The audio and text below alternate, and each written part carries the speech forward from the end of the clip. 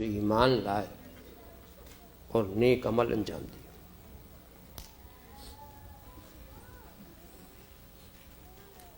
میں نے جس ارشاد مقدس کو آج کے لیے سرنامہ بیان قرار دیا ہے، ایک آسان و سلیس ترجمہ پیش کر دیا۔ اس کے تعلق سے کچھ تفصیلی بیان دینے سے پہلے ایک چیز میں واضح کرتا چلوں کہ قرآن کریم کا نزول عرب کے اسلوب بیان پر ہوا۔ عرب آپس میں جس طرح باتیں کے عادی تھے، تو قرآن نے اس کا بڑا پاس و لحاظ رکھا، اس طرز گفتگو کا۔ تو عربوں کی عادت تھی کہ کسی اہم بات کو جب وہ بیان کرتے تھے تو قسم کھایا کرتے تھے، قسم کھانے کی عادت۔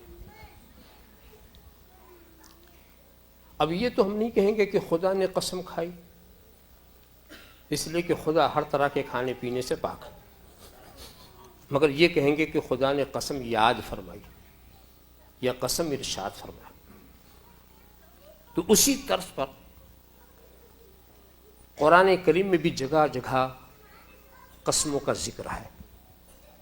اس میں ایک جگہ یہ ہے، قسم ہے زمانے کی،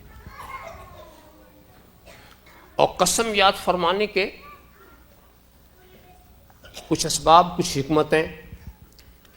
کہیں جس چیز کی قسم یاد فرمائی جاتی اس کی عظمت دکھانا مقصود، اظہار عظمت، اور کہیں کہیں جس چیز کی قسم یاد فرمائی جاتی ہے وہاں اظہار محبت مقصود ہے، اور کہیں اظہار قدرت مقصود ہے، کہیں اظہار کثرت منفعت مقصود ہے۔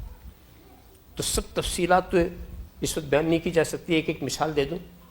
والتین والزیتون، قسم ہے انجیر کی، قسم ہے زیتون کی۔ تو انجیر اور زیتون میں بہت ہی زیادہ فائدہ مند عناصر ہیں، اس لیے ان کی قسم یاد فرمائی گئی۔ لا اقسم بیوم القیامہ، میں قسم یاد فرماتا ہوں قیامت کے دن کی، تو اس کی ہیبت و عظمت کے پیش نظر اس کی قسم یاد فرمائی گئی۔ اس طرح سے جگہ جگہ۔ اب یہاں قسم ہے زمانے کی۔ اب سوچنے کی بات ہے کہ یہ کس کے زمانے کی قسم؟ کوئی باعظمت زمانہ جس کی قسم یاد فرمائی جا رہی۔ کسی نے کہا کہ عصر سے مراد وقت عصر ہے، کسی نے کہا عصر سے مراد نماز عصر ہے۔ تو بات آپ یہاں سے شروع کریں کہ اگر زمانہ مراد ہے تو کس کا زمانہ؟ تو میں سمجھتا یہ ہوں کہ سب سے زیادہ مقدس زمانہ نبیوں کا ہوتا، اور کسی بھی نبی کے زمانے کی قسم یاد فرمائی جا سکتی ہے۔ مگر مشکل یہ ہے کہ اگر میں یہ کہوں کہ یہ حضرت آدم کے زمانے کی قسم ہے، تو کہیں آپ یہ نہ پوچھیں یہ حضرت نوح کے زمانے کی قسم کیوں نہیں؟ اور میں یہ کہہ دوں کہ یہ حضرت نوح کے زمانے کی قسم ہے، تو آپ کہیں یہ نہ کہیں کہ حضرت ابراہیم کے زمانے کی قسم کیوں نہیں؟ اگر میں کہوں کہ حضرت ابراہیم کے زمانے کی قسم ہے، تو آپ کیوں کہتے ہیں حضرت کلیم کے زمانے کی قسم کیوں نہیں؟ اور میں کہہ دوں یہ حضرت کلیم کے زمانے کی قسم ہے، تو آپ کے حضرت مسیح کے زمانے کی قسم کیوں نہیں؟ ہر نبی کا زمانہ مقدس ہی ہے، اور کسی بھی نبی کے زمانے کی قسم یاد فرمائی جا سکتی ہے۔ تو کسی ایک نبی کا نام لینا اور دوسرے نبی کا نام نہ لینا، تخصیص کی وجہ کیا ہے؟ تخصیص کی وجہ کیا ہے؟ تو دوستو، مفسرین نے سہارا دیا، انہوں نے دستگیری کی، کہا تو کیوں ادھر ادھر بھٹک رہا ہے؟